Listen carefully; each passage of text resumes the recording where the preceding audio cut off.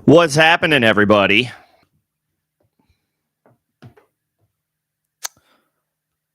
Welcome to another episode of Facemask Fantasy, and of course, happy holidays to everybody. Whatever it is you're celebrating, however it is that you're celebrating. Hopefully, y'all, whether it's work or school or whatever you got going on, hopefully that's done. Hopefully that's a wrap. Hopefully you can kick back, pour a drink or whatever, however it is that y'all celebrate. Hopefully we're headed toward a good weekend, because that's what it's all about. This is a good time of year. Hopefully, it's a good time of year for everybody. Again, however you're spending your time. Hopefully, it's relaxing. Hopefully, it's enjoyable. Y'all have time off in whatever fashion that looks like. And what would make it even sweeter, of course, is a win in the fantasy semifinals. Again, for some leagues, it might be the first round of the playoffs. But at this point, no matter what, every single league has kicked off their playoffs. There might be smaller leagues or more competitive leagues that didn't start until week 16. Perhaps your championship goes until week 18. Hopefully not. But in any event, the playoffs are in full swing for everybody. The vast majority started last week. Some folks are probably the last round of leagues have started their playoffs this week. It's do or die time for everybody in every way, shape, or form. So hopefully, on top of whatever the holidays look like this year, hopefully one gift that you can give yourself is a win. Am I right?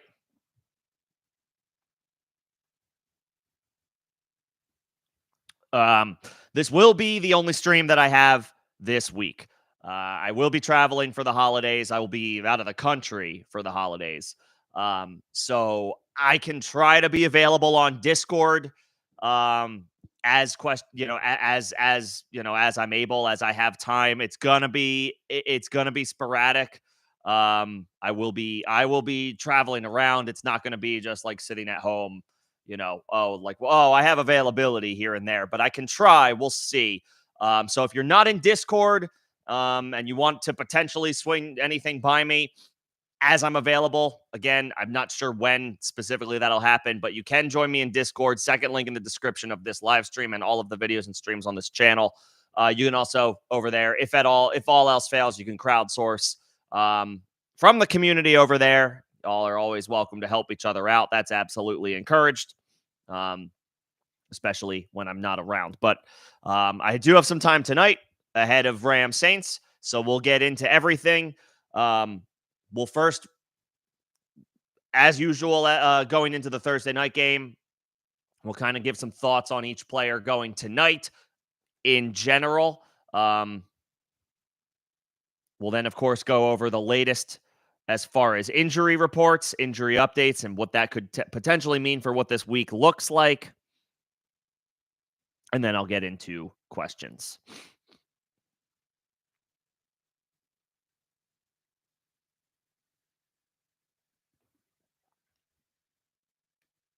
Starting with Rams Saints.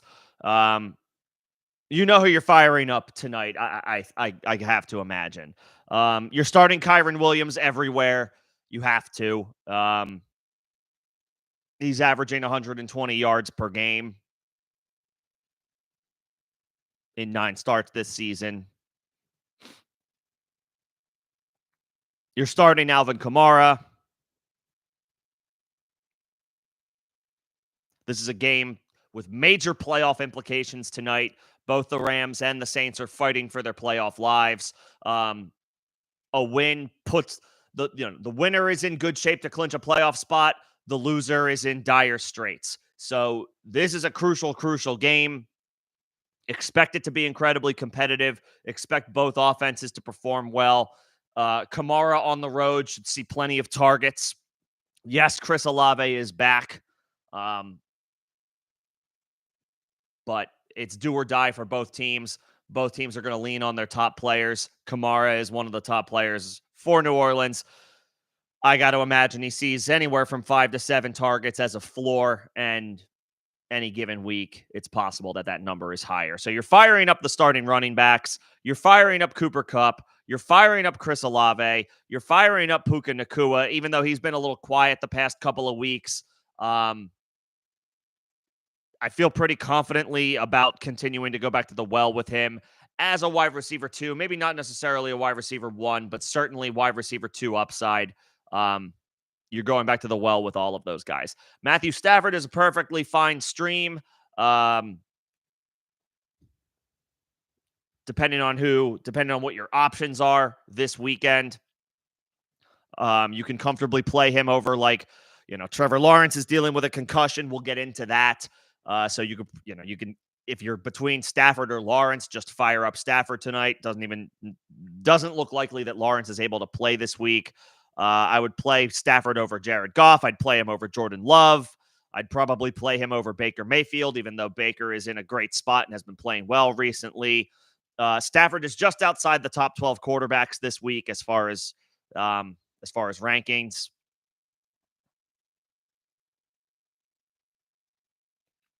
And I'd probably have him. I would probably put him as like a low end Q. I'd probably put him around the QB 11 spot, QB 12 spot. So maybe he sneaks in as a low end QB 1 as far as expectations this week. He should be just fine in a must win game, must win situation for LA at home. If you need the QB stream, he's a perfectly fine pivot. As for Derek Carr, that one is a little bit dicier.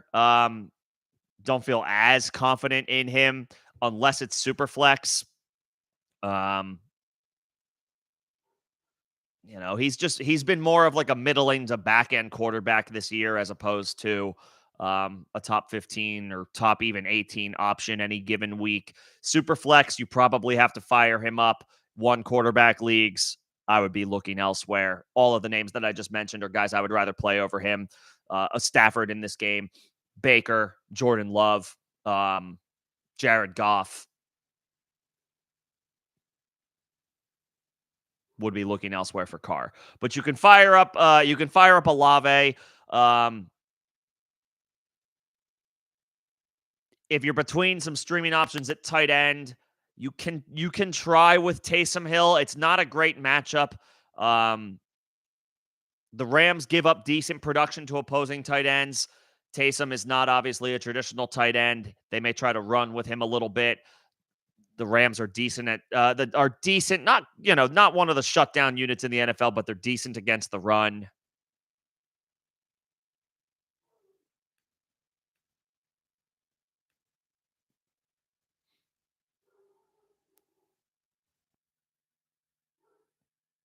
So I'd probably be looking, if you're desperate for a tight end stream, you can go with Taysom, but I would probably be looking elsewhere. That's probably about it. Rashid Shaheed is a dart throw wide receiver 3 in maybe 14 team leagues or 12 team. If you're a banged up 12 a team in a 12 team league, you're desperate for a dart throw. Shaheed is a viable option, but he's still a dart throw.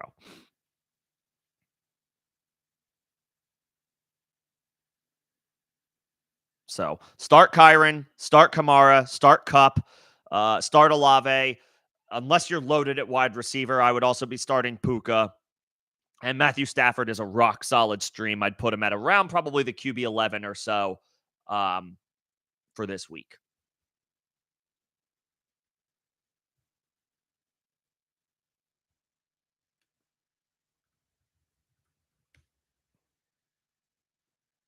And then just double checking the lines.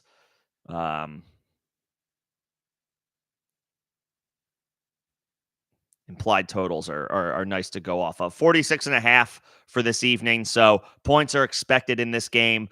No condition concerns. It is raining in LA. It has been raining in LA the past couple of days, but that is a dome stadium. SoFi does have a roof. There's an opening on the side of the stadium, not necessarily on top of the stadium. It's an interestingly constructed stadium. But nevertheless, whatever weather is going on in LA, and it is raining, it has been wet the past couple of days. It's not 75 and sunny like it usually is. But given the layout of SoFi, weather shouldn't be a concern.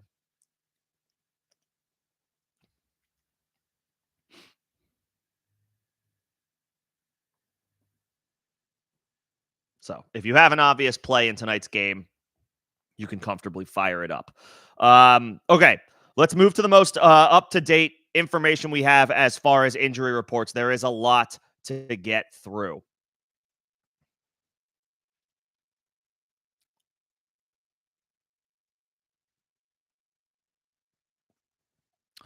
We'll start with a bit of positive news. I think this was the first update of the day. Tyreek Hill participated in practice today for the Dolphins. He was a game time decision last week, so sounds like he was close to playing, but out of an abundance of caution, the Dolphins held him out. It sounds like he'll be good to go against the Cowboys. The Dolphins were able to handle their business against the Jets. In all likelihood, they'll need Tyreek against the Cowboys, and Tyreek is going for a great personal milestone. He's about 450 yards shy of 2,000 receiving yards for the season. He's going to need to average about 150 yards per game for the last 3 games to accomplish that. Not out of the realm of possibility with somebody of Tyreek's caliber. Not being able to play last week, obviously put a damper in those chances. But the Dolphins are still very much playing for playoff positioning and seeding. So you figure Tyreek goes this week. On the flip side, Trevor Lawrence is not practicing for 2 straight days, dealing with a concussion. We're probably looking at CJ Beathard at this point when Jacksonville takes on Tampa Bay this Sunday. Not a positive development for an offense that has already been struggling since the Christian Kirk injury. You're downgrading everybody everywhere. It is a good matchup by the numbers for the wide receivers. Calvin Ridley is a wide receiver 3 play with low-end wide receiver 2 upside. He does have at least 4 catches in each of his past 4 games. Only 1 spike week there, though. The results have been kind of floor playish for Ridley as opposed to ceiling play 3 out of the past 4 games. You may not have a better alternate option than Ridley, but we got to temper expectations for him a little bit if Lawrence can't go. Same deal with Evan Ingram. Same deal with Zay Jones. Same deal with Travis Etienne. You still have to go back to the well with Travis Etienne, but this Jags offense is, already struggling the past couple of weeks. If Lawrence is out, we have to downgrade them even further. Keenan Allen will not play on Saturday against the Bills. So it's another week of Easton Stick throwing the ball to Josh Palmer and Quentin Johnston and Gerald Everett, in addition to whatever Austin Eckler can give them through the air. The Bills defense is a great stream this week. They might be the top option, even though they're on the road. I prefer, generally speaking, a defense at home, but no Keenan Allen, and obviously Easton Stick drawing another start. The Bills are a rock solid option on defense. They are on the road and they are missing pieces. Matt Milano's not expected to return this year, so they're not bulletproof, but it's a really good spot for them even on the road.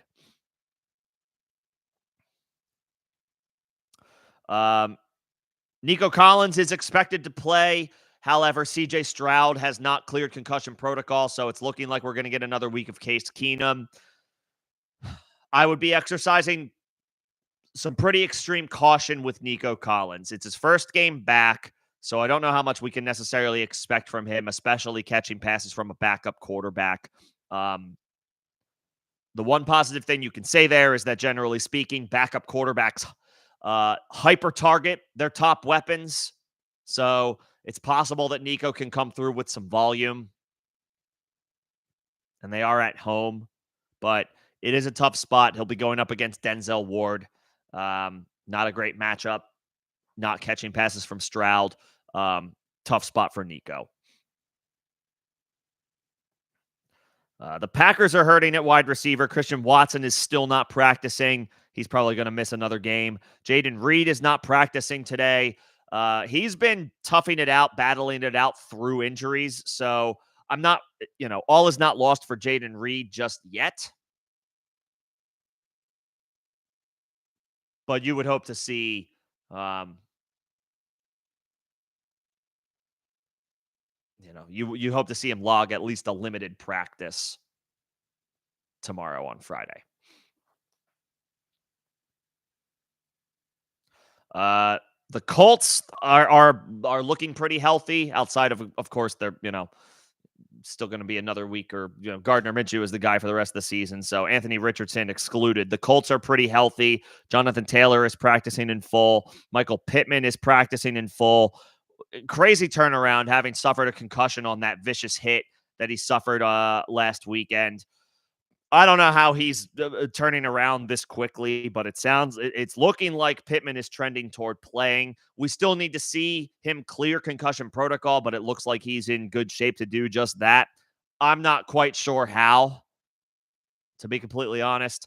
It would not surprise me if Pittman was ultimately, surprise. It would be a surprise at this point in the regard that he practiced in full, but he still has to clear concussion protocol. So, I would still say he's probably about 50-50 to play, but maybe more on the optimistic side of 50-50. There's a very fast turnaround in today's NFL. Being able to play less than a week removed, being able to practice less than a week removed from suffering a concussion, um, it's kind of unheard of at this point. So, on one hand, good for Michael Pittman, but on the other hand, he is currently bucking a lot of trends right now, so not really sure what to make of that. If he plays, if he's active, you have to fire him up. Um, but a week removed from a concussion of that, and the hit that he took was significant for sure. Um, it's just something to monitor over the next couple of days.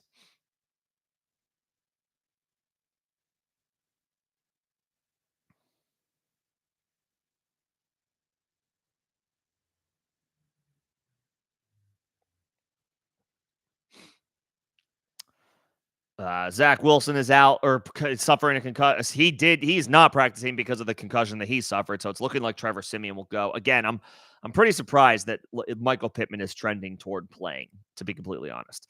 It'll be a week of Trevor Siemian for the Jets. It's a great matchup against Washington. We'll see what the fourth quarterback that they've used this year, third or fourth quarterback that he's used this year, what that means for Breece Hall and Garrett Wilson. Uh, You probably have to start those guys, but temper expectations. Marquise Brown is not practicing. He was able to give it a go last week against the 49ers.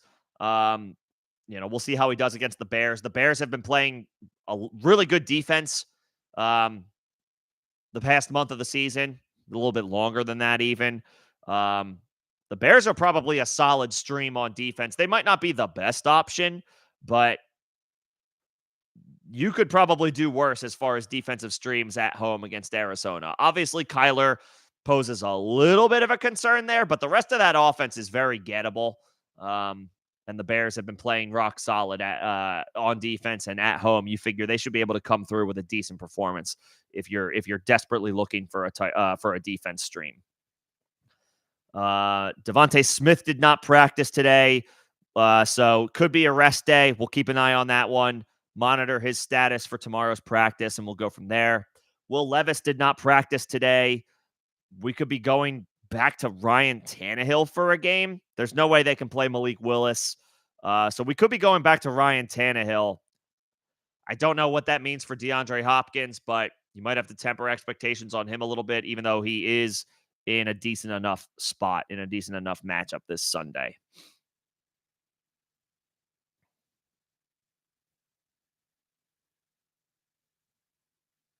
Isaiah Pacheco fully practiced today. He's trending toward a return for Kansas City. They can clinch the AFC West against the Raiders this weekend. Clyde Edwards-Helaire goes back to being an afterthought. Jerick McKinnon is a volatile RB3. There might not be a ton of upside there, especially with the Chiefs being significant favorites. The one that's pretty significant is that Josh Jacobs did not practice today. It was looking like it was not out of the realm of possibility that he could have played last week had the game been on Sunday. He wasn't able to get ready for a short turnaround on Thursday night against the Chargers. They didn't need him either. Um, so it was originally looking like we could feel good about Jacobs coming into this week. It's possible the Raiders are still just kind of monitoring him.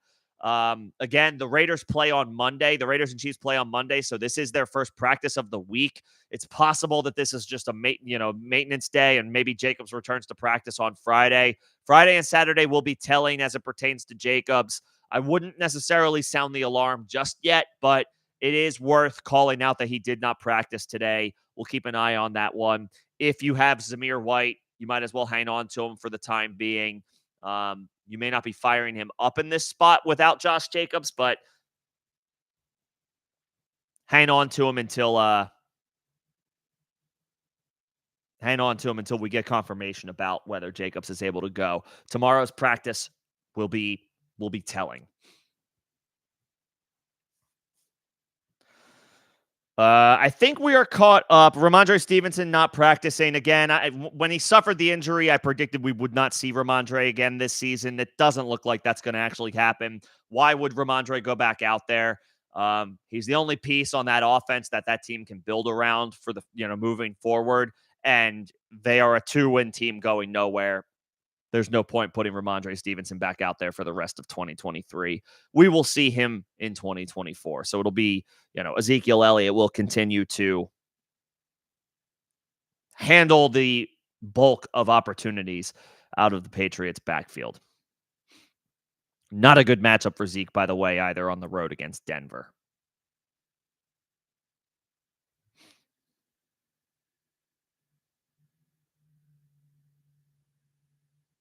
All right, we're caught up on injuries.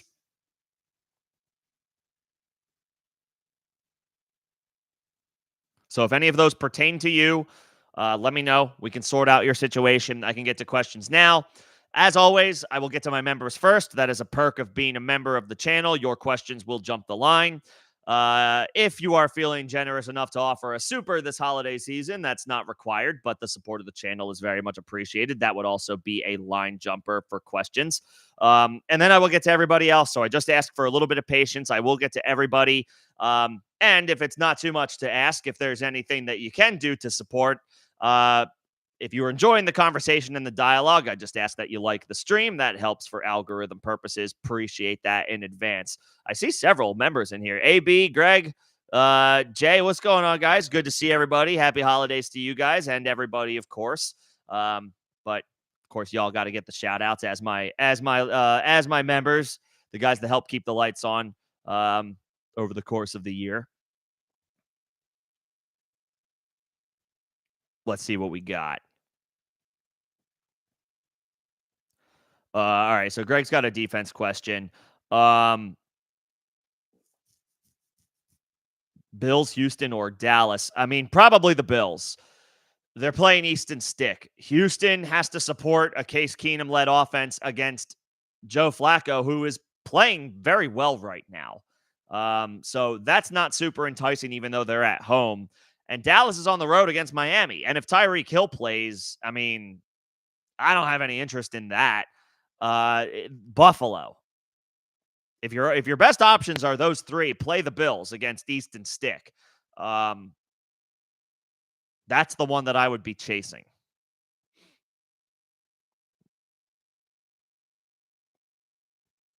That's the one I would be chasing.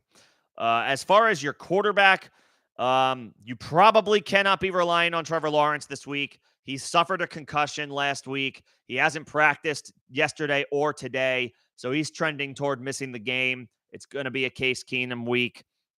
I would go Flacco. I'm streaming Flacco in a semifinal matchup myself over a guy like Mullins, over a guy like Browning. Browning's not going to have Jamar Chase, so I'm not as interested in him on the road against Pittsburgh. That one doesn't entice me. Derek Carr doesn't entice me tonight outside of super flex formats, so you probably don't need to go with him. I'm going Flacco. They probably need to stay aggressive. The Browns do on offense on the road. They should be in some more favorable spots than on average than not going up against a backup quarterback in Case Keenum. Flacco's been playing well and coming through with volume, 40 plus pass attempts in each of his 3 starts so far. Um, no reason for the Browns to go away from that. I would go Flacco is my stream that's if Stafford is not available, then Flacco is my stream this week at quarterback. The volume is there, the results are there the past 3 weeks. There's nothing entirely, there's nothing super scary. The Texans certainly have some pieces on defense, but having to support a backup quarterback like Case Keenum, who is not on Joe Flacco's level, um, that makes it tougher. I would go Flacco. The volume is there and the results are there. Both. Flacco's my stream this week.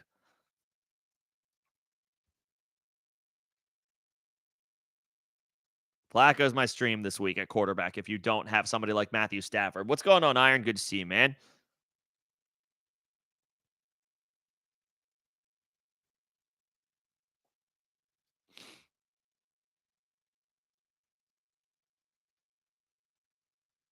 And then you're playing those. I mean, you probably have to just play those first 3 names. You have to play ETN. You have to play ETN. You have to play Walker. Um,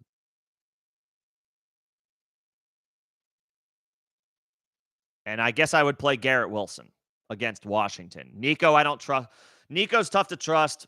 First game back, backup quarterback, going against Denzel Ward. Not a great spot. And we can keep an eye on Jaden Reed, but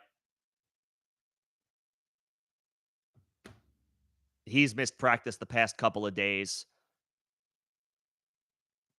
Carolina is actually not giving up a ton of production to opposing wide receivers because they're so easy to run the ball on, unless you're Arthur Smith. So I would go those first 3 names.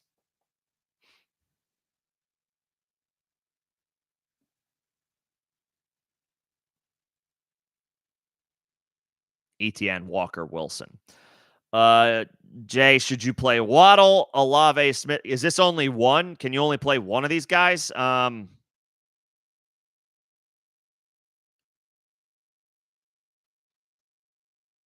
is it 2? I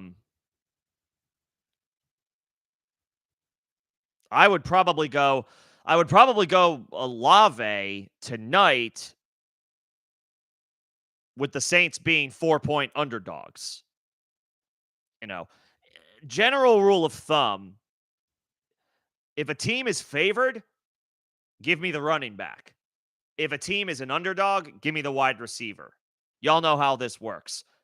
Expected trends and all that stuff. If a team is favored, we're expecting them to have a lead. If you have a lead, there's more likely that you're going to run the ball a little bit more than you throw the ball. If you are an underdog and you're expected to be trailing, you're going to throw the ball more than you're going to run the ball.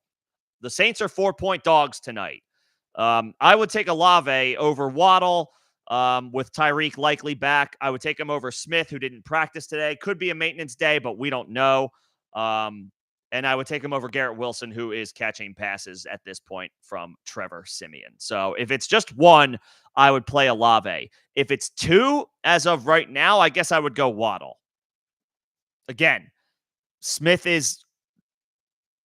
didn't practice today. Could be a maintenance day.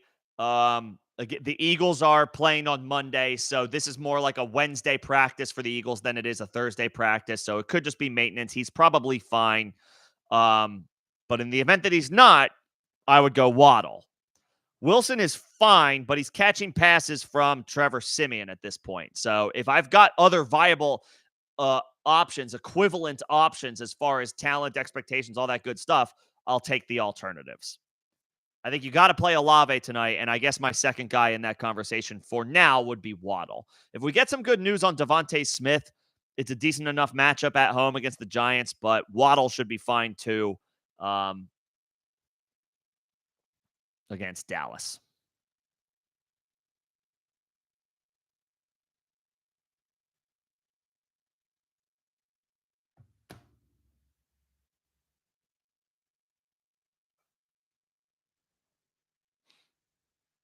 Let's pick one. Yeah, I mean, Olave. I would go a lot with some uncertainty around Devontae Smith and Garrett Wilson with the quarterback. I would go Olave tonight personally.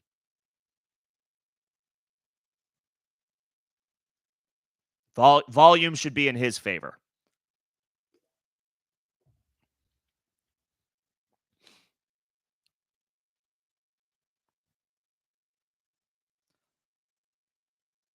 Um, I do like the Broncos as a defensive stream, Greg, and anybody who is, trying to figure out defensive options. I do like the Broncos at home against New England. They should be fine. But with Keenan Allen officially out for the Chargers, if the Bills are an option for you, that's fine. If you already have the Bills or if you had your eyes set on the Bills, officially with Keenan Allen out, that's fine. I would probably put the Broncos second there. Um, I like them at home. They're playing well, and against New England, they should do well. But if you've got the Bills, um, it's okay to just stick with them at home, or excuse me, on the against Easton Stick, and Keenan Allen is out. I feel fine about the Bills.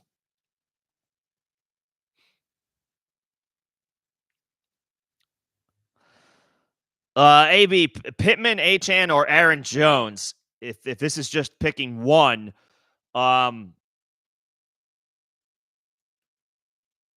I mean, I probably like normally I would go or normally I would go Pittman. Normally I would go Pittman. It's just, man, he feels kind of dicey. I was fully expecting him to just not play this week. This turnaround after suffering a concussion, especially on the hit that he suffered, not that there's any such thing as suffering a concussion on, a soft tackle, but I mean, he got launched into by Casey.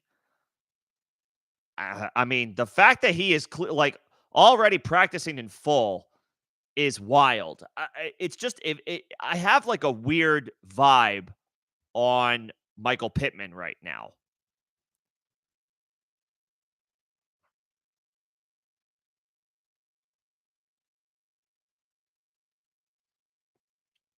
And it's a tough spot.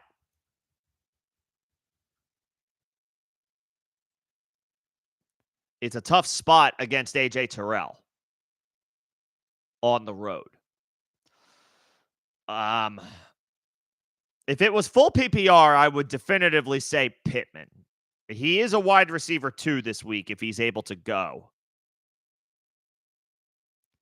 It's just, man, for anybody, I mean, if you have Michael Pittman, you probably have to play him. The problem is just, I don't expect this. You just don't expect a guy to be able to clear concussion protocol this quickly.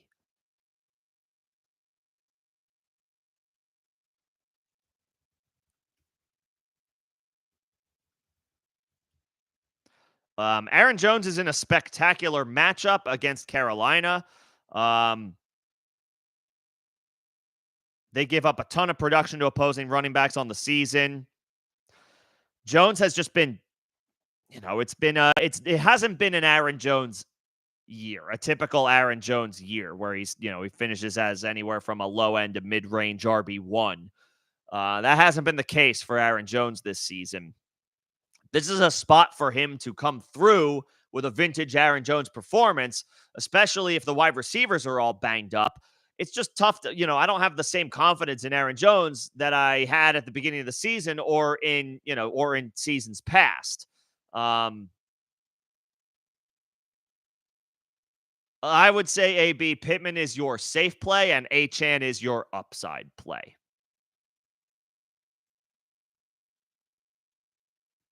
It depends on what you think you need.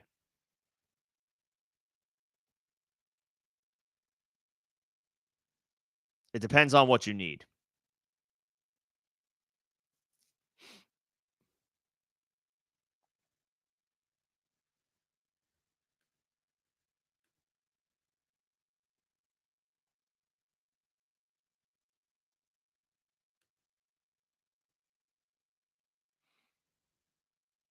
Like Achan got in the mix last week, even though he was questionable with the toe injury.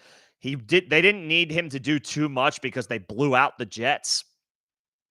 You would think he has a larger role this week in what is probably a more competitive game against Dallas.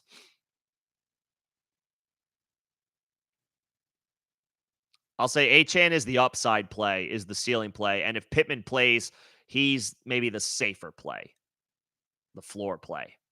Like volume based wide receiver too, even in a tough matchup. I don't know what type of vibe to put on Michael Pittman because concussions are usually not something that you turn around and play the very next week. Not in today's NFL. It's a little puzzling how quickly he's recovering from this. I don't know. I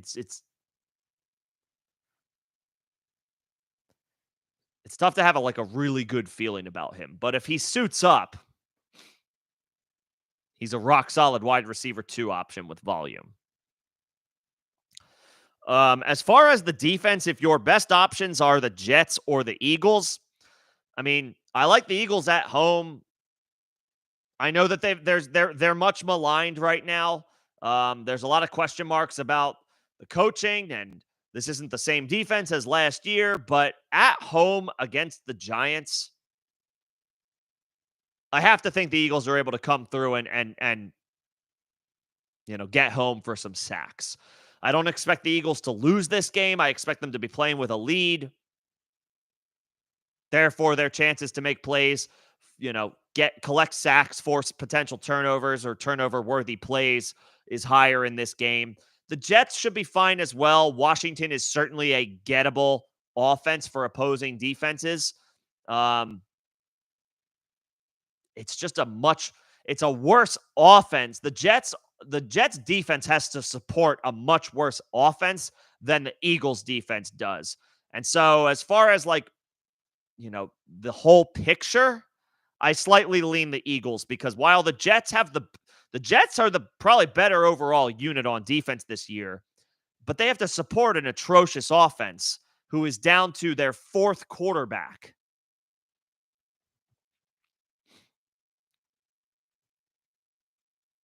I would go the Eagles. I would go the Eagles.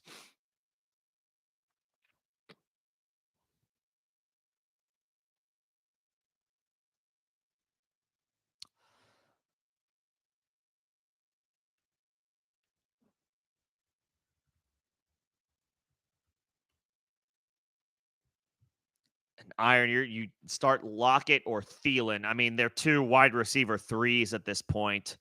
I guess I would lean Lockett. This is a good matchup against Tennessee. They give up they give up decent production to opposing wide receivers. Top half of the league.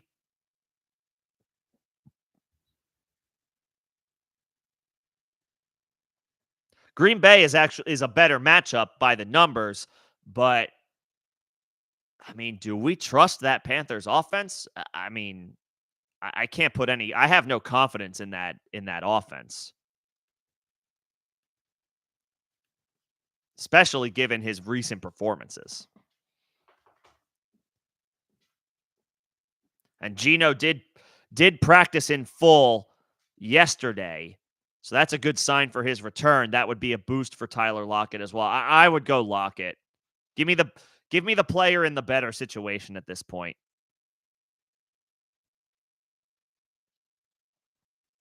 I'll take the player in the better situation.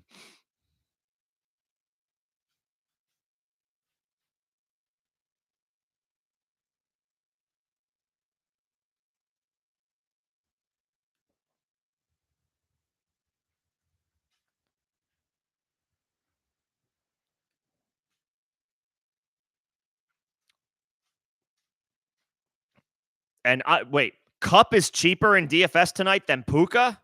How? I haven't looked at I haven't looked at the numbers yet. Yes, absolutely. Cup has reasserted himself as that team's wide receiver 1. If Cup is $5 cheaper than Puka, you have to pull the trigger on Cup. Absolutely. In no world, I still think Puka is a solid start tonight, but in no world should he be more expensive than Cup tonight in DFS. Yes, I would buy Cup. If Cup is cheaper, 100%, you grab Cup for your lineup. Kyron Williams probably needs to be your captain, but yeah, Cup has to. Yeah, Cup over Puka first. If he's cheaper than Puka, absolutely. It's absolutely. Yahoo's asleep at the wheel, apparently. No, Cup over Puka for sure. I mean, Cup over Puka in season long, Cup over Puka, Cup being cheaper than Puka. That's a slam dunk. That is a slam dunk.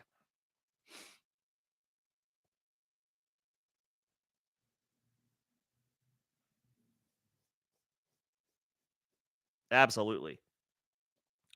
And okay, I think I must have read 2 wide receivers, Greg. My bad. Yes, I would play your running backs over Garrett Wilson catching passes from Trevor Siemian.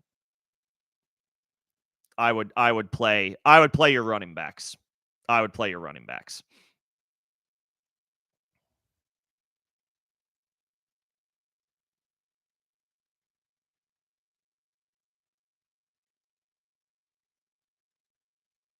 And you have Hill and Pittman, Jay. All right. Yeah, I would play Olave. I would play Hill. I would play Olave. And then honestly, you can just monitor the status of Pittman. And if you need to pivot, you have Waddle, you have Devontae, you have Wilson. But I guess I would probably play all those other guys over Garrett Wilson. He's in a good spot because of the matchup, but his quarterback is Trevor Siemian.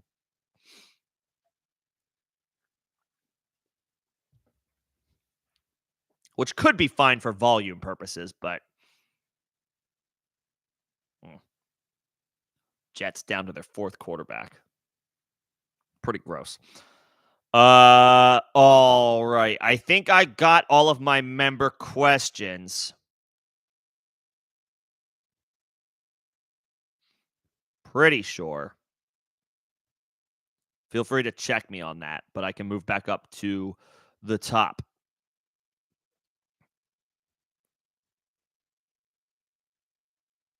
Okay.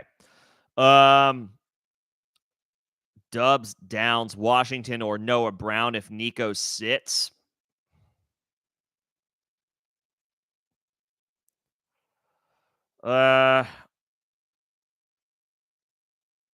You probably have to go Nico. I don't love the spot that Dubs is in against Carolina. Downs has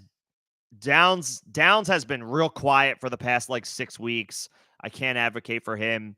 If Nico is back, I can't advocate for Noah Brown over him, even though it is his first game back. If those are your alternatives, I guess you just play Nico and hope for the best, even though he will be seeing Denzel Ward.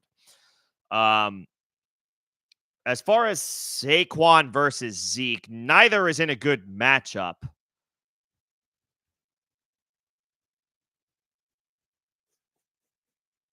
Neither is in a good matchup, but I would play Saquon.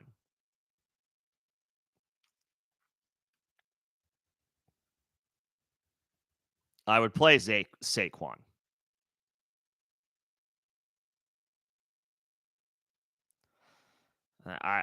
Both are in the RB2 range, but Saquon is a better player at this point. At this point in their respective careers. And, any given week, that Patriots offense is going to hold everybody back. Broncos at home, fighting for their playoff lives. I mean, I would be very leery. I would be very leery of Ezekiel Elliott this week. He'll come through on some volume, but Saquon is the more explosive player. I also apparently Kendra Miller for the Saints will be inactive tonight, so even more opportunities, I guess, for Jamal Williams.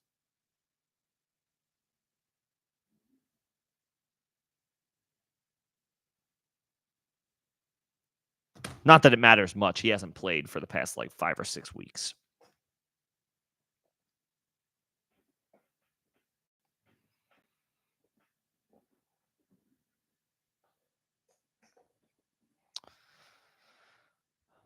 Um, yeah, so I would play Saquon between Komet or Goddard. Hmm.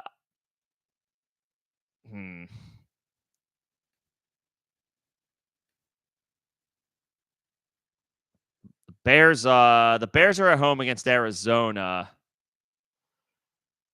The Eagles are at home against the Giants. It has not been a good season for Dallas Goddard. That's for sure.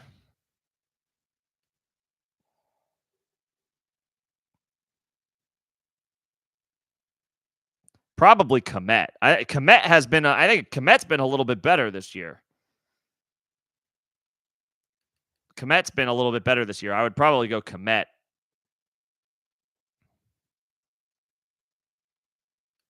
Like I don't trust Dallas Goddard right now. He has not had a great season. I would go Komet.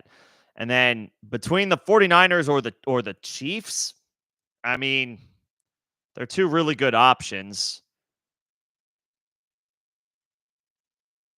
I'd probably just go with I would go with the better overall unit, and that's San Francisco. Yes, it's a tougher matchup going against Lamar, but at home, that defense, I mean, it's tough to go wrong. I would probably just rock with the best overall unit, and that's San Francisco. And Baker over Lawrence because it doesn't look like Lawrence is going to play.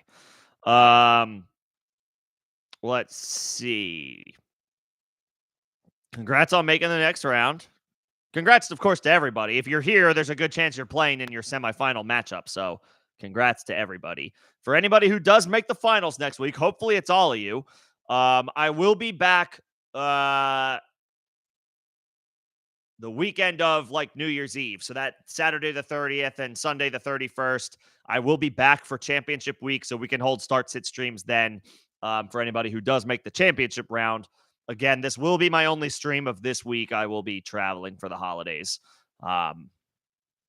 So you can always hit me in Discord if you have any other last minute thoughts. I'll try to get to it as I can, but it is a vacation. So my availability will be sporadic this weekend. One running back and one flex. You got Mixon, Pollard, Reed. Reed hasn't practiced or likely. I mean, the running backs. You got to play the running backs. I know that it's not a great matchup for Mixon against Pittsburgh, but he should see enough volume to come through. And you have to, same deal with Pollard. I know that the Cowboys laid an egg last week. They probably bounce back. They likely bounce back this week. You have to rock with those running backs. And I would play the Broncos at home against New England. Green Bay's in a great spot against Carolina, but Denver has been playing better defense recently, and they have an equally good matchup. I'm perfectly fine with the Broncos. The Panthers are the gift that keeps on giving on defense. So if you ultimately decide that you just want to go against the ineptitude of the Carolina Panthers, that's perfectly fine. But I like the Broncos at home this week against Bailey Zappi and a Patriots team that is, absolutely dead in the water. Personally lean Denver. And then, three options between Connor, Ford, Singletary. You're playing Ayuk at wide receiver. I would play Waddle at your flex. Actually, I would play Waddle at wide receiver. I play Ayuk in your flex because Ayuk plays on Monday. And I would probably go not Jerome Ford. It's not a great matchup for him. I would go Singletary over Connor. The Bears are playing pretty good defense recently. Connor should get some volume, but Singletary at home, I guess I feel a little bit better about. Um, the Bears have been playing pretty good defense recently.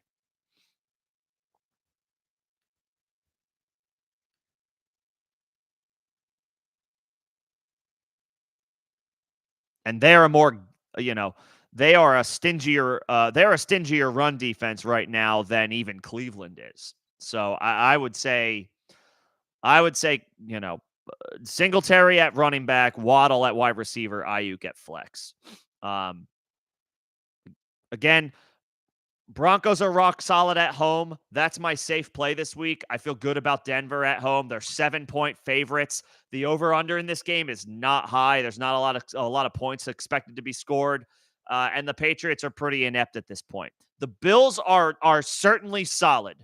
The Bills are certainly a rock solid option, especially with Keenan Allen officially out and they get the luxury of playing Easton Stick. But it is a road game for Buffalo. They are missing a couple of pieces on defense. They should be good. They're more of an upside play. There's not much downside there, but I would say Denver is the safer option. You can't really go wrong. I like either one. I personally prefer teams that are at, you're going to have other analysts, you're going to have other people telling you to play the Bills this week. They're the best option. Easton Stick, no Keenan Allen, yada, yada, yada. I personally prefer teams playing at home. You can go either way. If you want to chase Easton Stick, that's fine. I do like the Broncos and the spot that they are in against Bailey Zappi at home. I'm perfectly fine with that. You kind of can't go wrong. The Bills are going to be the trendy play. I would say there is a little bit of, you never know with this type of stuff. And obviously the Chargers looked completely inept last Thursday night, but they will have 10 days of rest coming into this game for whatever that's worth. They're not going to make the playoffs, but they're also not mathematically eliminated yet. So they will fight at home, I assume. The Patriots, I mean, they're just playing for pride at this point, but I don't know how much pride a two-win team can possibly have. I do. I like Denver. I like Denver this week at home as 7-point favorites.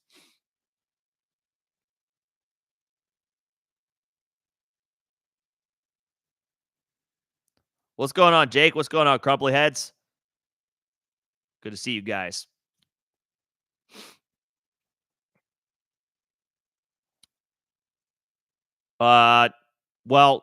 Nico returned to practice today, so it's possible he plays. And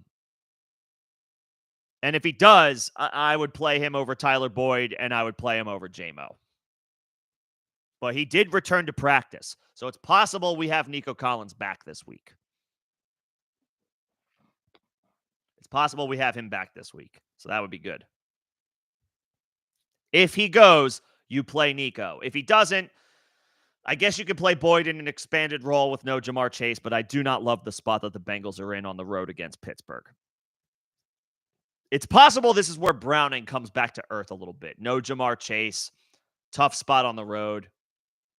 I'm not crazy about Browning this week, but if you absolutely need Boyd, then you go with Boyd.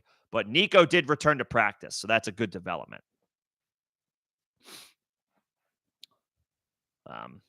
And yeah, appreciate it. I will be out of the country. I'm gonna be checking out Mexico City for the first time, so very excited about that. So my availability is going to be kind of sporadic this weekend. Again, you can anybody's welcome to drop any questions in Discord this weekend.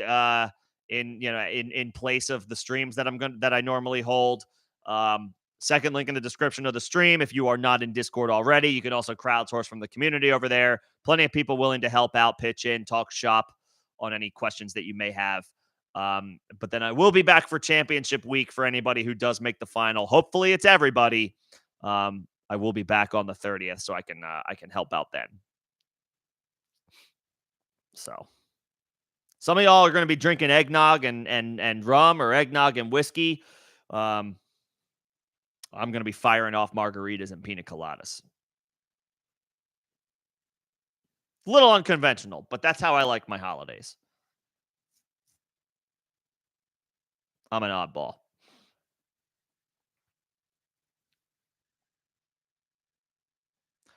Okay, back up to the top. Is Tucker Craft a good dynasty piece? I mean, yeah, he looks like we have to see what it looks like when Luke Musgrave returns. His practice window was opened by the Packers today. He's not he's not fantasy relevant for the rest of for the rest of this season, but we have to see how that offense looks with both of them healthy and involved. But I mean, Kraft looks like a damn good player. The Packers did a pretty good job in this draft. Van Ness looks good. Musgrave looks good. Jaden Reed looks great. And now Tucker Kraft looks good. Well, Musgrave did look good before going down to injury. He was a little up and down, but you saw the potential. You saw the upside. So yeah, he looks like a good dynasty piece. He's sure as hell rostered in my dynasty leagues. If he was on waivers, I'd already have him scooped up.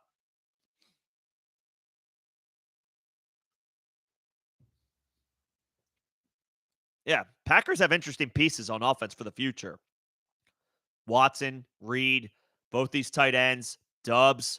Um, Dubs a little up and down, but you know he's not a he's certainly he's a solid enough player. He's done enough to prove that he belongs and has earned a role. Um, yeah, Packers did well in this draft. So I don't know. I'd be running a ton of 12 personnel if I were them moving forward. Have Musgrave and Kraft on the field. We just have to see what that looks like. Kraft didn't emerge until Musgrave got hurt. So we just need to see what that looks like. Musgrave is probably still the starter. He was the guy that was, they drafted him, was it 34th or 35th overall? They drafted him high. Kraft was a round or two later. So, the general thought process here is that Musgrave will be the guy. But I mean, I think Kraft has done enough in this short stint to prove he's earned a role to stay as a mainstay in that offense. So we just got to see what it looks like. But yes, he's a good dynasty stash. Absolutely. Is Cup a must start? Absolutely. Yes, you're firing Cup up tonight with all types of confidence. Yes, if you have Cooper Cup, you play Cooper Cup. 100%. The line in this game is 46.5. Points are expected to be scored, and both of these teams are desperate to secure better playoff odds. A loss probably, whoever loses tonight is probably not going to make the playoffs. So both of these teams are going to lean on their best players. Cup is 100% a must start. Okay, just jumping down to grab Jake's question again for anybody else just coming in. I do get to my members first. That is a perk of being a member of the channel. But I have my spot in line. I just ask for everybody's patience. Appreciate that in advance. You're an underdog, so you need upside. Chandler, Gus, Noah Brown. If it's two of these guys, yes, the running backs. Madison's not practicing. It's looking like he's going to miss another game. It's not a great matchup. The Lions are tough against opposing running backs, but the Vikings are at home. That's an equalizer for me. And Chandler looked good last week. He might just be better than Alexander Madison straight up. I think you have to play Chandler and, no Keaton Mitchell. I mean, Gus Edwards is, potentially going back to top dog in the Ravens offense. Yes, it's a tough matchup against San Francisco, but Baltimore's they're no scrubs. I mean, quite the opposite. They're the best team in the AFC.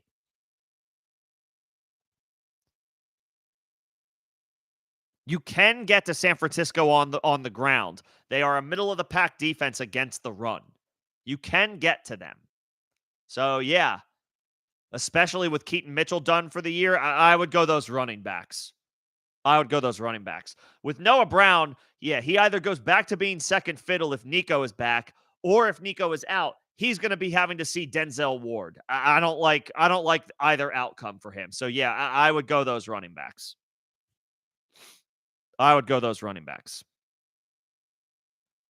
Um, as far as Flacco versus Gino, it's a good spot for Gino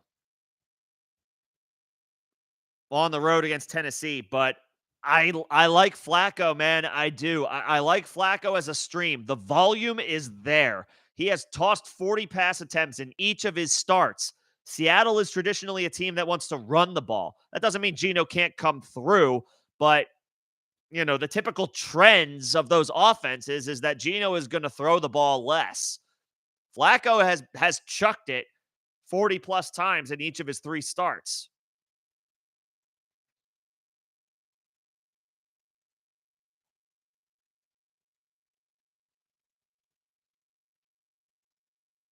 I like Flacco. I do. It's a better matchup for Gino, but Gino hasn't played for a couple of weeks.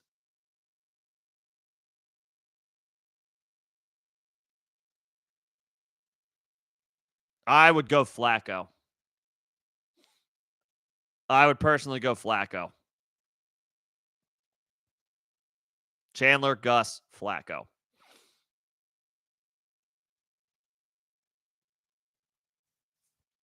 That's where I'm going. But best of luck. Obviously, being an underdog on paper, it's always it looks dicey, but hey, at this point in time, right now, it's 0-0. Everybody's allowed to have hope no matter what the matchup looks like. Y'all never know how this is going to shake out. So, yeah, let's get these semifinal dubs and make our way to the chip. What do you say?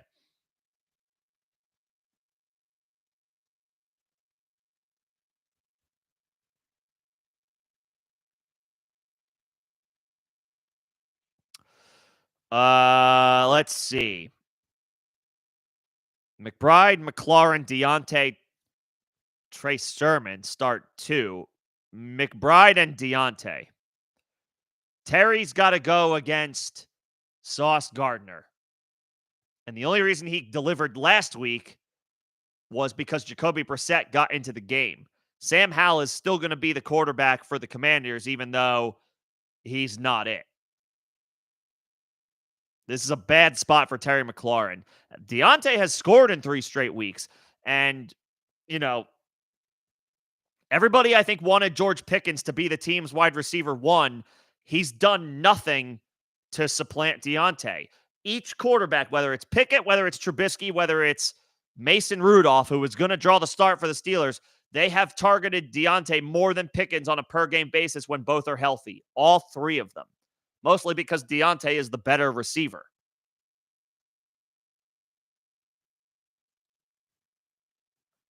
At home against Cincinnati, who is giving up a lot of production to opposing wide receivers over the past 5 or 6 weeks. Yeah, McBride and Deontay. McBride is in must-start territory at this point, at least at tight end.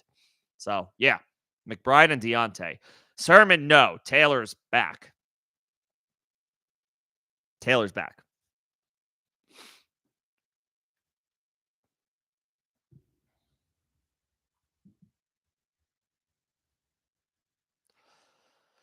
Man, Saquon or Bijan? 2 guys in bad offenses, good players, but through no fault of their own. Saquon's in a bad spot on the road against Philly. Bijan has Arthur Smith as his head coach. Maybe not for long. It's sounding like Arthur Smith might actually get fired, which would actually, that would be the best case scenario for any team this offseason is if the Falcons fire Arthur Smith. No team stands to benefit from a coaching change more than the Atlanta Falcons.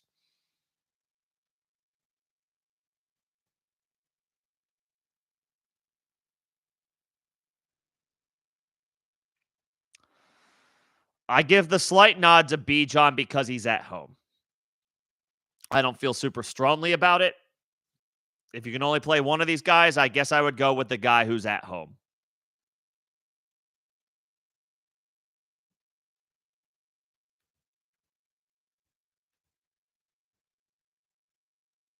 The Eagles give up a lot of points to opposing running backs, but so do the Colts.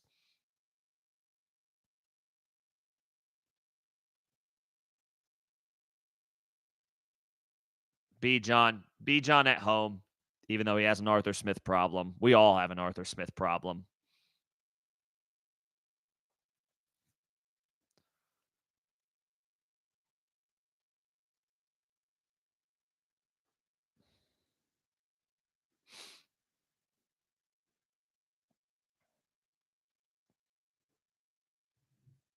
Yeah, B. John at home. I don't feel great about it, but B. John.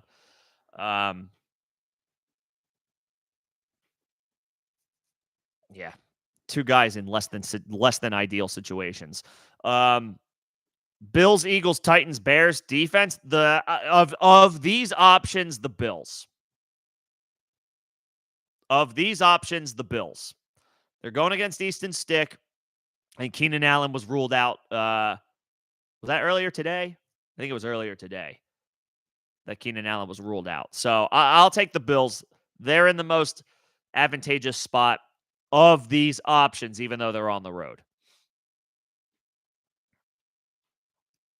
And yeah, I would say again. I'll keep saying it. I like the Broncos. I like the Broncos defense this week at home against New England. They are 7-point favorites.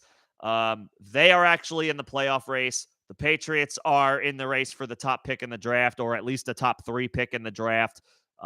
They're looking ahead to 2024.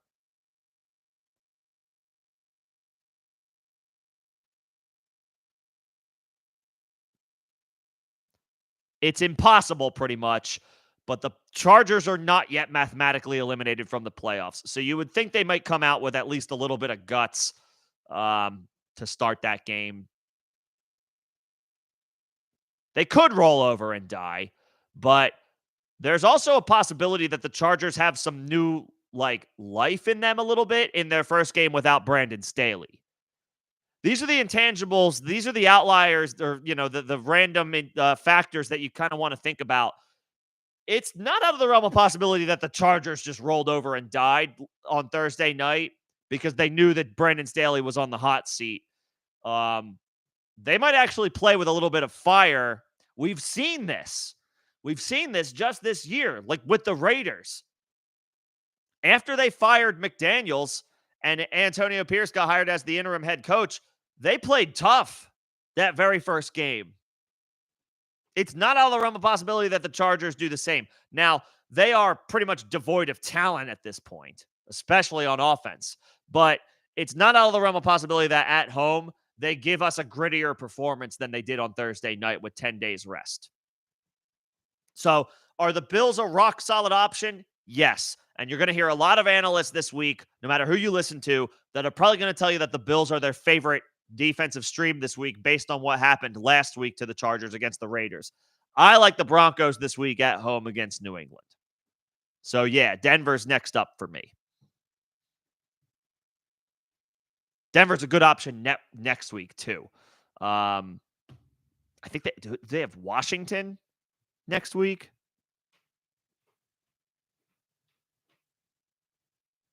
I think. No, no, the Chargers. They get the Chargers next week. So, and that's another home game for the Broncos. So, by that point, the shine of Brandon Staley being fired will have worn off for the Chargers, and there's a much higher chance that next week, no matter what happens, they will be officially mathematically eliminated from the playoffs. I like the Broncos this week and next week as a defensive stream. Food for thought.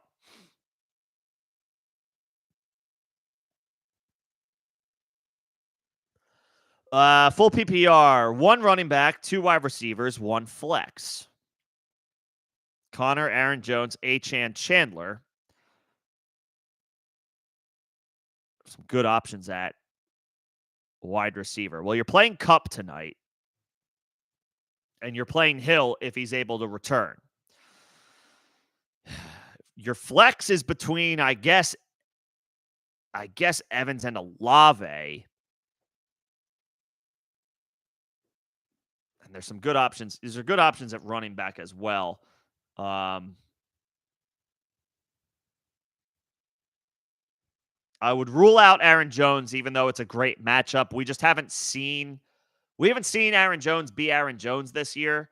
It will be his second game back from injury, so he maybe knocked off some rust last week in time to, you know, put up a good showing against a bad defense.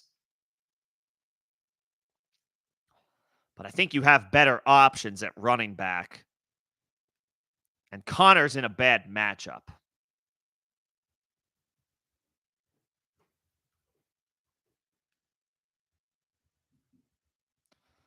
I would play Chandler and Achan. Oh, it's only one running back. Shit. Chandler is your floor play at running back. Achan is your upside ceiling play at running back if you think you need to swing for the fences. Your two wide receivers are you have to play Hill and you have to play Cup. Between Olave or Evans,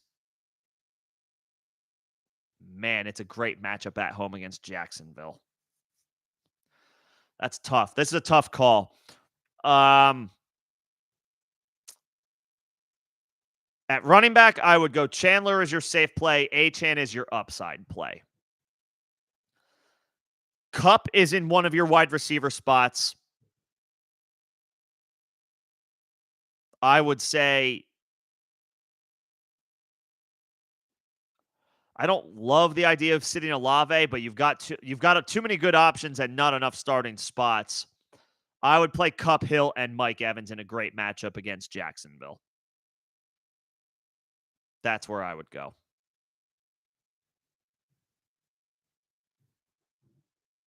Cup, Hill, Evans, and then Chandler is a floor play. Achan is a ceiling play at running back, depending on what you think you need.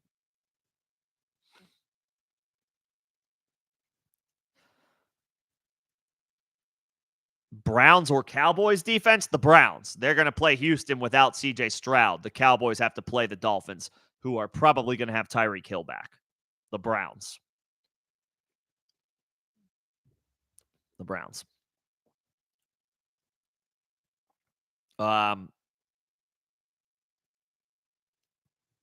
Yeah, I'll take Cleveland, who has been rock solid this year against a backup quarterback.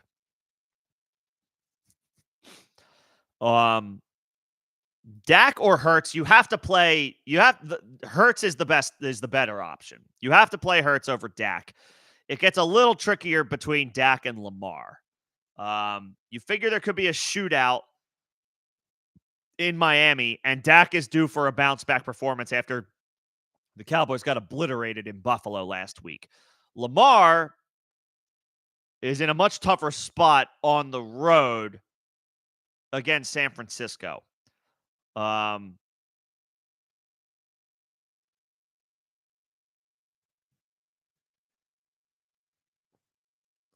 is your upside play, and that's probably where I would just go.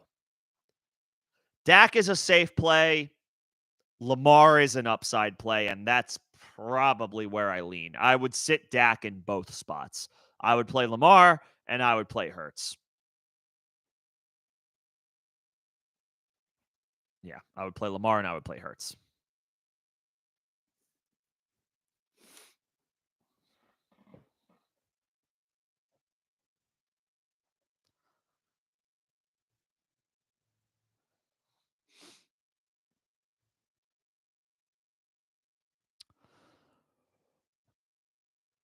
Let's see.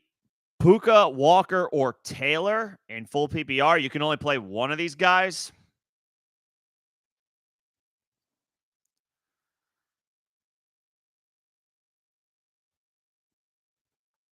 Walker. I think I got to go Walker. It's a good enough matchup against Tennessee. That you can and they're missing multiple pieces along their defensive line, so they can be had on the ground. I like Puka tonight, but he's not a slam dunk in the way that he was at the beginning of the season anymore. And While it's exciting that Taylor is back, it is his first game back, and by the numbers, it's not a great matchup.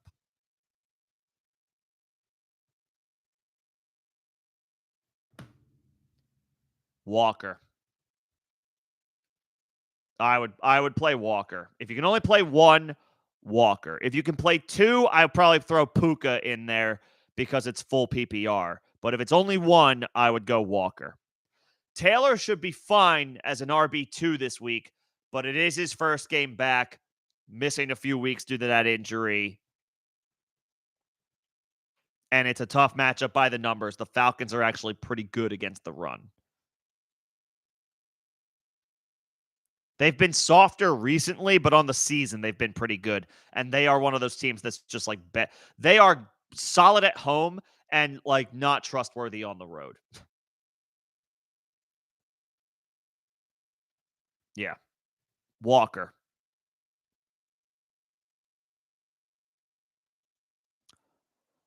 You're not starting Kraft over McBride. You're not starting Kraft over Deontay. At least I'm not. Um, You could wait and see on Zamir White, but it doesn't. I really, as of right now, I think Josh Jacobs is going to play this week. He missed practice today, but the Raiders are playing on Monday. So this is more like a Wednesday practice for the teams playing on Christmas. Chiefs, Raiders, Eagles, Giants, 49ers, Ravens. Today is the first practice day for those teams. This is more like a Wednesday day than it is a Thursday day as it pertains to the injury report. Anybody who missed practice today who's playing on Monday, it's not newsworthy yet. It would be noteworthy if Jacobs has to miss practice tomorrow. So we'll just keep an eye on that. I think he's going to play. He was a game time call last week. He quite couldn't make it happen on the short week. According to one of the Raiders beat reporters, he was probably going to be able to give it a go had that game been on Sunday. They rested him. They didn't need him in the win. Now he has another 11 days since that game to get right. I think Jacobs is going to play.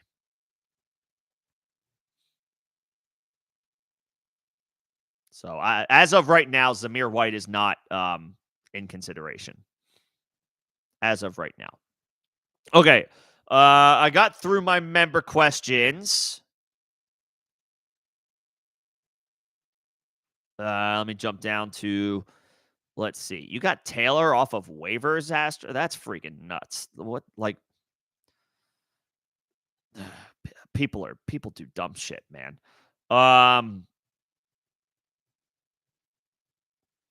Would I switch Hall for Pacheco?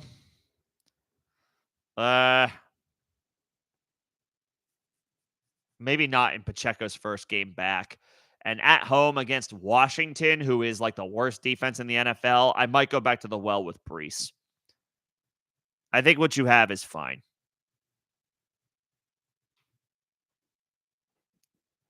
I think what you have is fine. Unless Pittman is out, and then you could put either Devontae or Higgins over. I guess I would go Higgins if Pittman is out with, no Jamar Chase, so Higgins should see an expanded role. I see a new question from Jake, so let me jump down and grab that. Puka or Wilson? If you play Wilson, then Pittman has to play.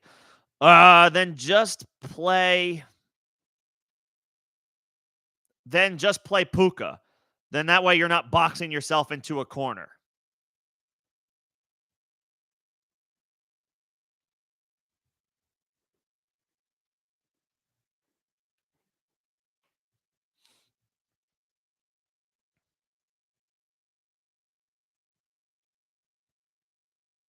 I would play Puka. I would plan to play. Honestly, Jake, you might want to just play Puka and Wilson outright. Again, I mean, I got a weird hunch on Michael Pittman, man. Maybe he's fine. Maybe he goes back to just doing his thing that he's been doing all season long. It's just like, it is such a crazy turnaround that he's like practicing in full just days after that concussion that forced him from the game on Saturday. Generally speaking, players are not available the following week after suffering a concussion. It's just not a regular thing. I got a weird vibe on Michael Pittman. Maybe he's fine. Maybe he's fine.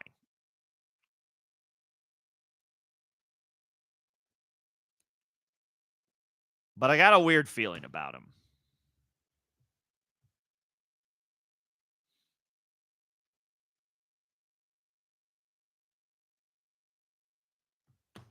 I got a weird feeling about it. I would just play Puka and Wilson. I would just plan to play both of those guys. They're both healthy. Then that's pretty much all there is to it. Wilson should at least be able to come through with some volume, if anything else. Zeke, Achane, or Warren?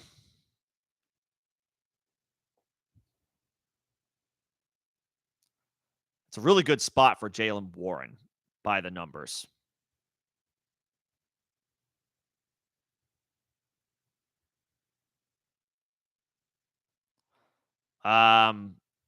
Zeke will continue to run that backfield, though, for the Patriots. He could come through with volume. Warren, of course, will continue to get usurped by Najee here and there.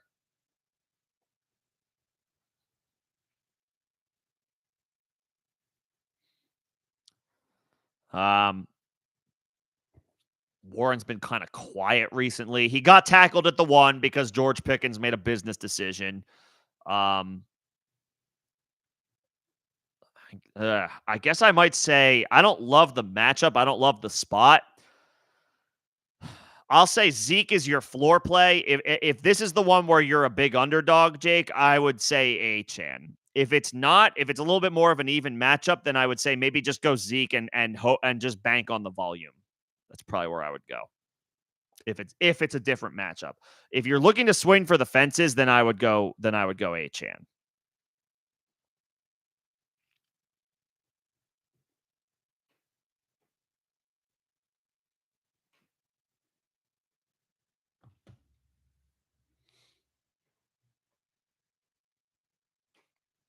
I would go Achane as your ceiling play and Zeke is your safe play. All right, back to my spot.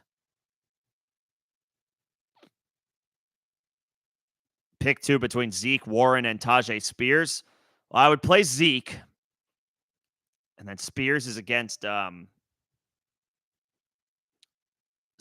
Seattle. Pretty good spot. What we don't know is what that backfield is going to look like now that the Titans are eliminated from the playoff race, and it's possible Will Levis doesn't go, which would, I guess, mean that they go back to Ryan Tannehill in a meaningless game. I don't even know how I feel about that.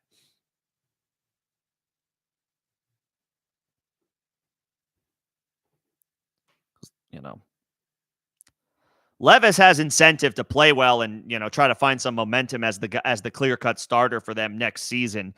I mean, I guess Tannehill is, this is an opportunity for Tannehill to play for a job next year somewhere else as well. So there's some motivation there for him. I would go Zeke and Warren. I guess I assume Derrick Henry will continue to command all the opportunities or most of the opportunities in the backfield. It's possible Spears gets more involved. The Titans are officially eliminated from the playoff race, so maybe they give Spears a longer look this week. But that's a maybe. I would go Zeke with the volume, and I would go Warren. I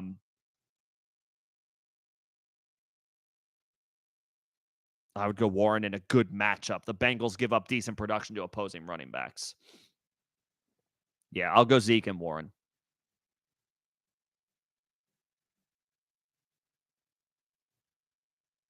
I'm just realizing, Jake, you said 50-50 matchup. I would go Zeke.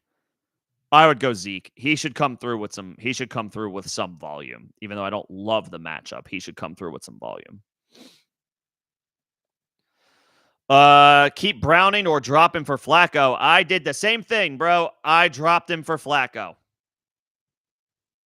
I'm not crazy about Browning this week. No Jamar Chase on the road against Pittsburgh. I feel like this is a spot where Browning kind of comes back to earth as a backup quarterback.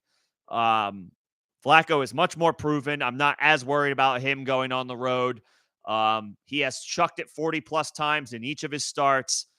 He has his full complement of weapons. Browning does not. I did the very same thing. I dropped Browning and I picked up Flacco. So if that if that helps, um, that's I did the same exact thing. I dropped Browning for Flacco. And yeah, I don't love his matchup as much on the road against Pittsburgh.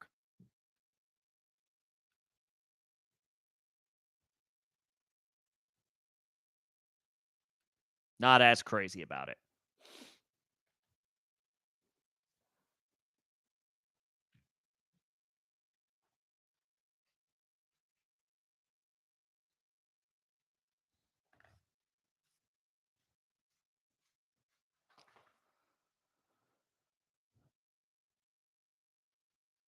And yeah, I would say I would. That being said, I guess I would go. Well, I thought I saw Wilson was in your lineup already. Astro, maybe not. Okay, no. Yeah.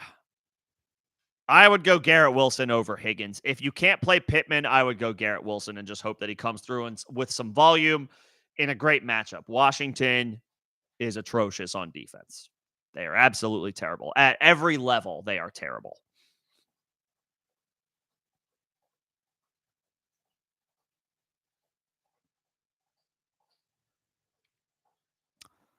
Full PPR for John. Yeah, Zeke and Warren. I'll take the volume with Zeke, and I'll take the good matchup with Warren. It's a good matchup for Spears as well. I just don't know what his role is going to look like any given week.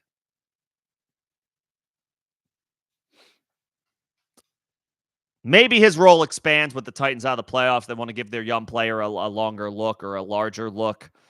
Um, or they could stubbornly just run the ball with Derrick Henry in what is probably his swan song for Tennessee and get him some decent numbers in his final few games.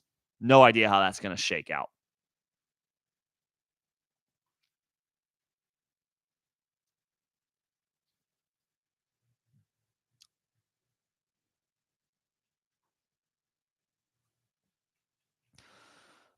Derek Carr or Gardner Minshew. Yeah, that one's tough. I gotta say, I'm not crazy about Derek Carr tonight outside of Superflex leagues. Um,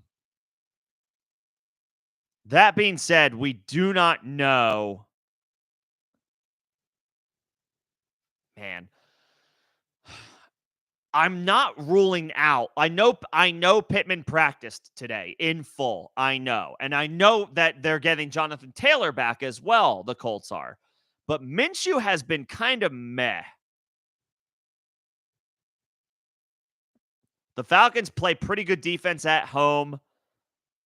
If Minshew is without Michael Pittman, I am not crazy about him at all. I know Carr has not been good this year at all, but at least I know that he has Chris Olave. He has Rashid Shaheed. Um, you know, if he flips it to Taysom Hill, maybe he makes a big play and he could dump it off to Kamara a million times and pick up some cheap points that way.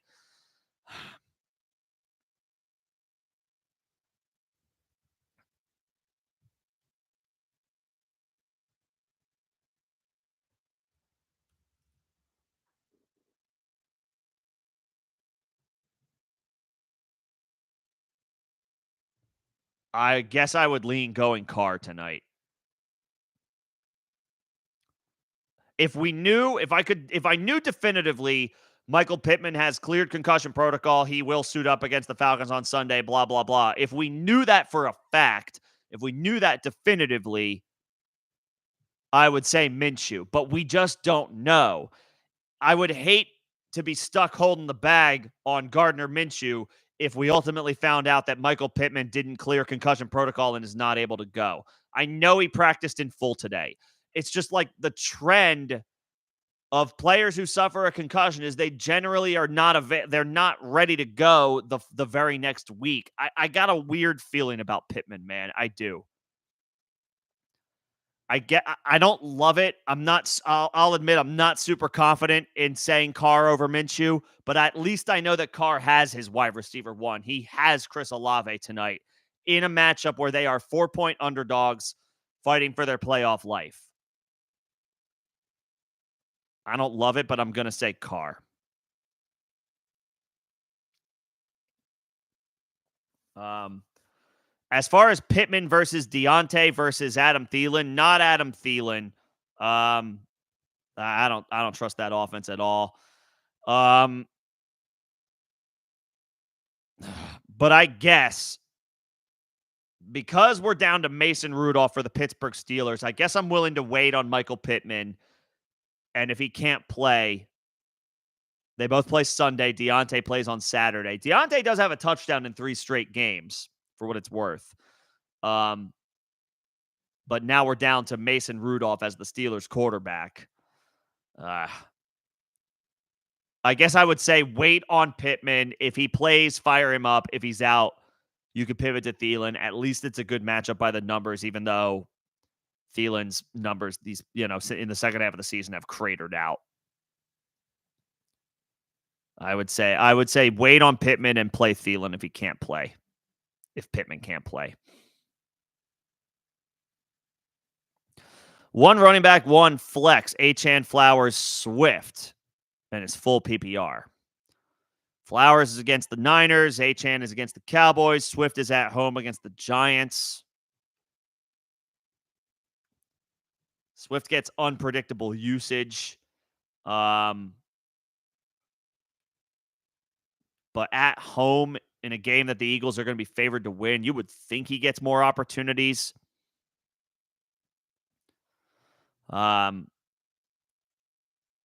Flowers had been quite good the past 4 weeks, but he cratered out against Jacksonville. 1 catch for 7 yards. Did return to practice today. He didn't practice on Wednesday, but he practiced on Thursday. He practiced today, Flowers did.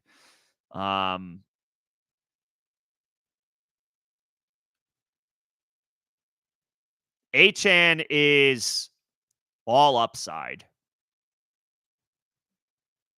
And I believe he returned to practice this today as well. He did. He got a limited practice in.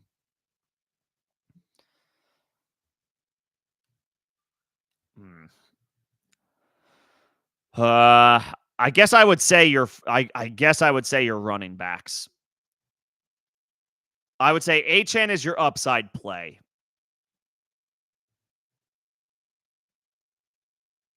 And then I guess I would go Swift against the Giants.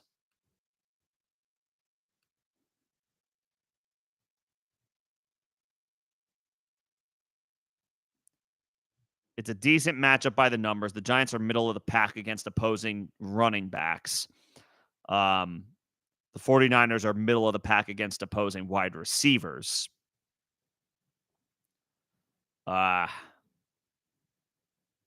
I'll take Swift at home. I'll take the running backs at home. Game trends could be favorable for Flowers as well on the road as an underdog. But I'll take the running backs. I'll take Achane. I think he's going to have a larger role than he did last week in what's going to be a more competitive game. And I'll take Swift in what should be a beatable matchup at home. I'll take your running backs. I'll take Achane and I'll take Swift.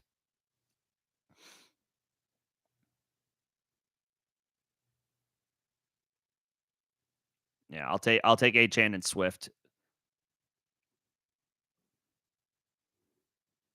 Both should be fine at home in beatable matchups. Jake, I see your last question, so I can get to that. They're both good defenses. I do like the Bears at home against the Cardinals. I think they are a rock solid option. They've been playing great defense recently. I guess the difference for me here is Easton Stick versus Kyler Murray. So I will slightly lean the Bills, even though they are missing pieces on the defense. Matt Milano is not expected to return this year. I think Micah Hyde might be out for this game. But no Keenan Allen. I'll slightly lean the Bills, even though they're on the road.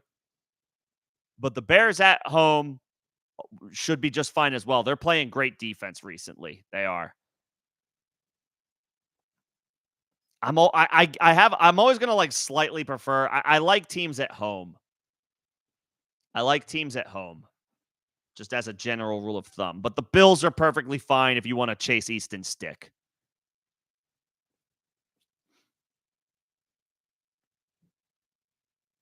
So either one. Um, Appreciate you keeping the subscription. Um, Happy you feel that way. There will probably be a bit of a break that I take in between the end of the season and maybe like around the draft. We'll see how much content I pump out for dynasty purposes. Um,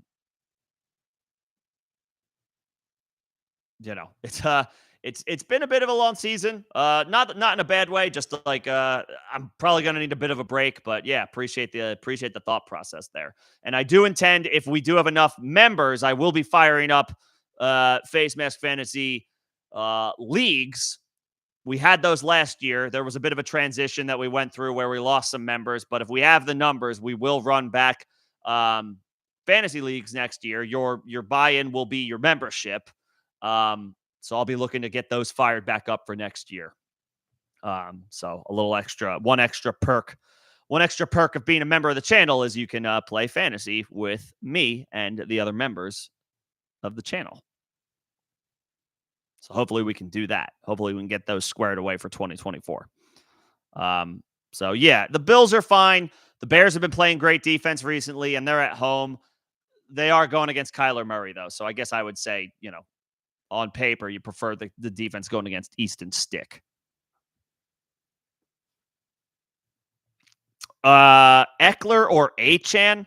Man, how the mighty have fallen. Achan. I just don't. Eckler should get some volume, but he's averaging like 3 yards a carry this year. The receiving work has not been there this year, not in the way that it has been for him. The Bills have been pretty good against opposing running backs recently. Yeah, I would play Achan over Eckler. That's where we're at. That's where we're at this year. I would play Achan over Eckler. That is where I am at.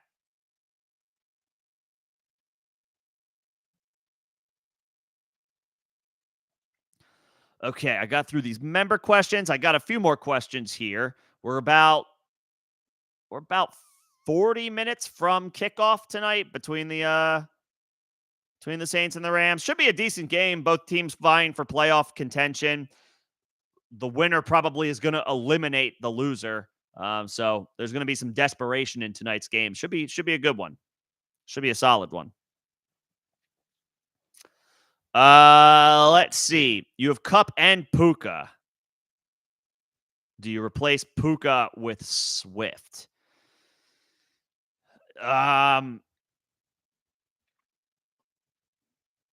If it's half PPR, yes. If it's half PPR, I would play Swift over Puka. If it's full PPR, I'm okay if you want to keep Puka in there.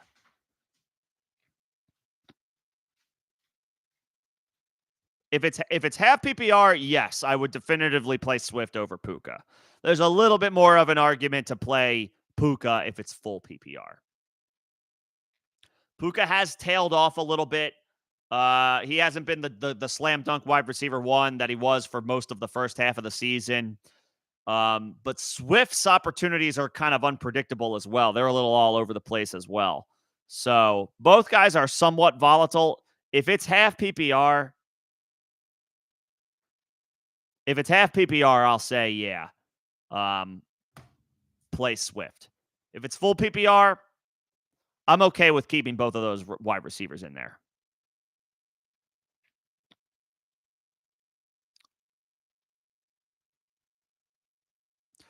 Let's see. You have Tua. You're thinking of, do you pick up Geno or Minshew? If you have the space, you can grab a backup quarterback, but I would play Tua at home against Dallas this weekend. I'm not worried about that.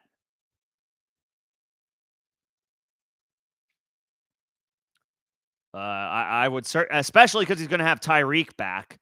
You feel okay about him at home. On the road against Baltimore, yeah, that one's a little dicier. So if you want to grab a backup quarterback, by all means, go for it. But at home, assuming the Dolphins get Tyreek Hill back, I would play Tua. I would play Tua. And we'll worry about week 17 and week 17 if we get there. But you fire up Tua this week.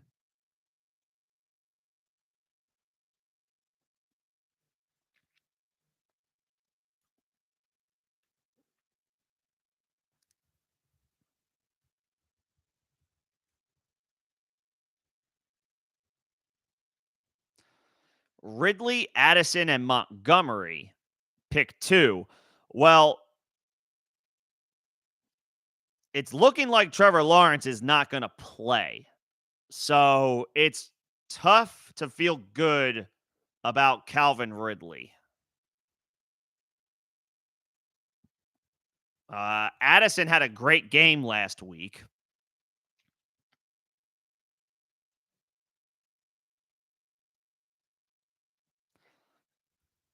And I know Montgomery didn't have a huge game last week, but he's a guy that I'm happy to go back to the well with, especially in half PPR. I think I would go Montgomery and Addison. Assuming Lawrence doesn't play and Ridley's playing with CJ Beathard. I mean, between the return of Justin Jefferson last week, I mean, Addison came back to life against Cincinnati. I would play Addison and Montgomery.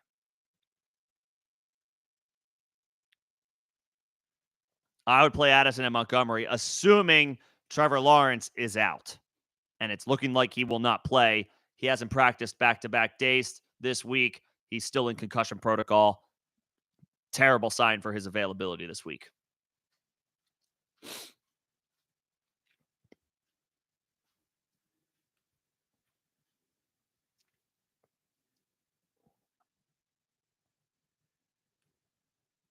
And if you have Puka in, I would just leave Puka in. So yeah, I would plan to play Addison and Montgomery. Montgomery for sure.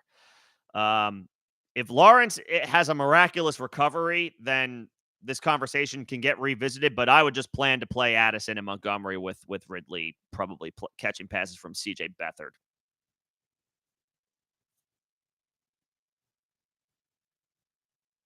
Because Justin Jefferson's return last week was actually good for Jordan Addison.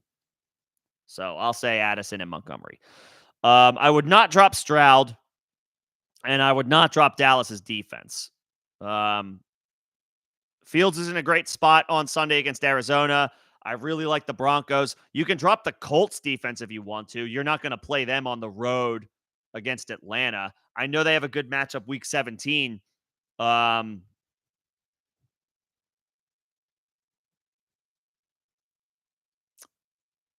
Oh my gosh. Who does Indianapolis have week 17? Vegas at home. Yeah, that's a good spot. But I probably like the Broncos more at home against the Chargers next week. So I would drop the Colts because you're not going to play them this week. Hold the Cowboys. Don't let anybody else pick them up. And I would hang on to Stroud. But you can drop the Colts if you're looking for a roster spot.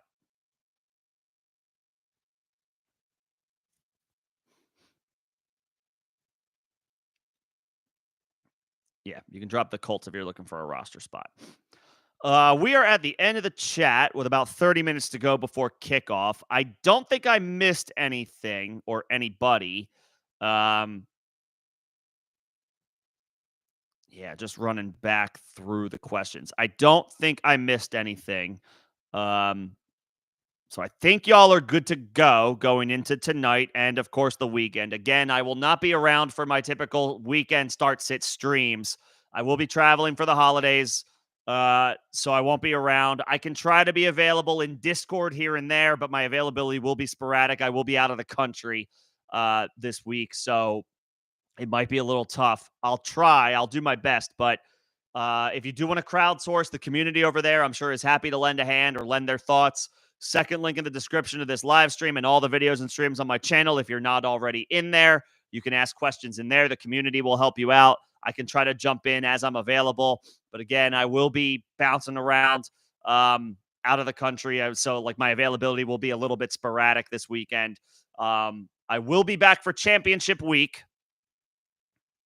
So I'll be around for the weekend of 12:30 and 12:31 for anybody who makes it to week 17. Hopefully, it's all y'all. Hopefully, it's everybody. Um, but for the rest of this weekend, I will be out and about. So this is going to be my only stream this week. So I'll say it now. Best of luck to everybody. Best of luck to everybody in their semifinal matchup. Hopefully, y'all get this win. Hopefully, y'all advance the championship. Appreciate you guys coming in, talking shop, hanging out. Hopefully, I steer you in the right direction as far as the lineup decisions. And let's get these wins. Let's get these dubs. And then, of course, one more time, happy holidays to everybody, however you're spending it, whatever you're doing. Hopefully, it's enjoyable, relaxing, all that good stuff.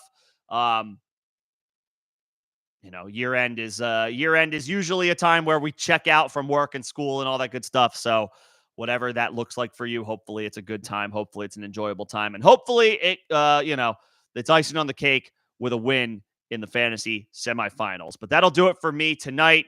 Best of luck, everybody. Enjoy your holiday time. And I'll see you guys next week for championship week. Thanks, everyone. Good luck.